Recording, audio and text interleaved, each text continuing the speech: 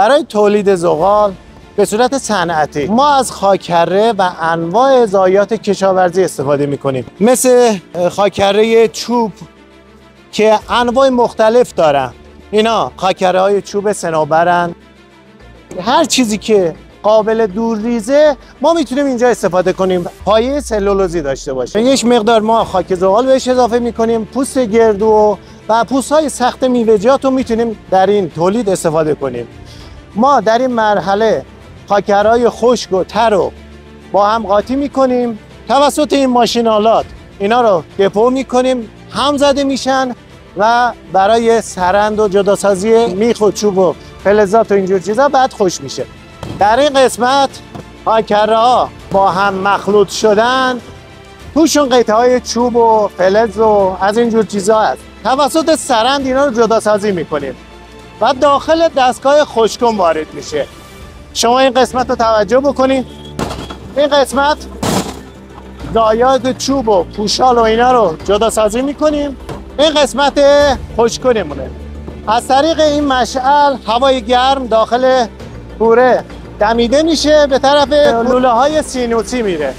از اون مسیر میره داخل سیکلون، هوا و خاکره از هم جدا میشن. اونجا از طریق سیکلون جداسازی میشه خاکره و هوا. خاکره داخل این کانوایر تزریق میشه، از طریق این لوله ها وارد دستگاه اکسترود میشه و خاکره هایی که میبینین اینجا در این قسمت خاکره خشکه.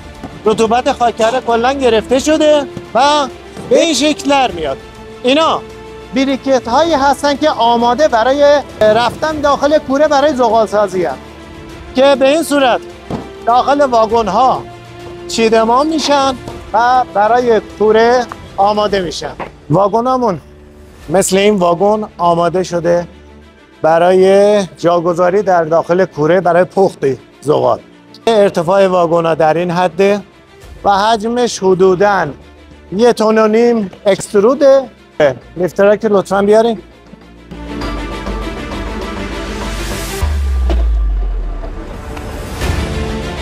کورهایی که ما داریم حدود 1.5 تن بریکت میره داخلش.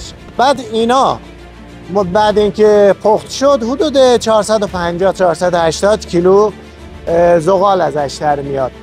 این کوره های ما بدون هیچ سوختی استفاده میشه، یعنی خودسوزن، از گاز خودش برای گرمای خودش استفاده میشه. گازی که ما مصرف میکنیم فقط برای پسسوزه که به محیط زیست مشکلی ایجاد نکنه. این نمونه کوره ماست که آماده شده. حالا بچه ها میخوان این کوره رو در بیارن. درشو وا کنیم. دمای کوره ما که میبینه حدود 700-800 درجه میشه.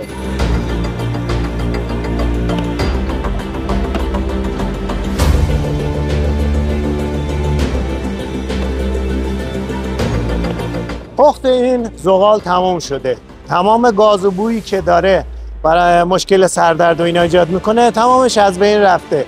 حالا این کوره میره برای مرحله سرد شدن. این کوره رو میخوایم ما سردش کنیم. کوره رو باید ببریم بیرون. ظرف فلزی داریم که میذاریم کوره، دور و برش رو خاک میریزیم که باعث میشه اکسیژن به این زغال نرسه. این اکسیژن نرسیدن باعث میشه که دمای کوره بیاد پایین، فقط زغالا بمونه. در یه محلی از حیات میذاریم. دلیلش هم اینه که هوا خنک‌تره. حیات حدوداً زمستانا 3 روز، تابستان تا 5 روز هم میشه زمان میبره تا اینا سرد بشن برای بسته‌بندی آماده بشن.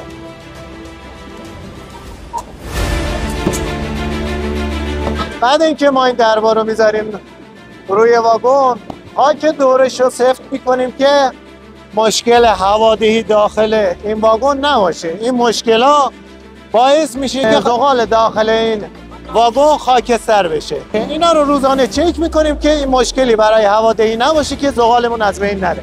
تاریخ و ساعتی که این کوره در اومده روی واگن ها نوشته میشه که برای بررسی های بعدی به کارمون بیاد. در این قسمت ما کارگاه ساخت دستگاه ها و تعمیرات دستگاه هامون رو انجام میدیم. دستگاهی که برای کار ماست خودمون تولید میکنیم. مثلا این دستگاهی که شما میبینید تقریبا مراحل آخرشه برای زغال‌های به صورت مکعبی ماننده. این هم یه نمونه دستگاه برشه. این سایزش کوچیک‌تره.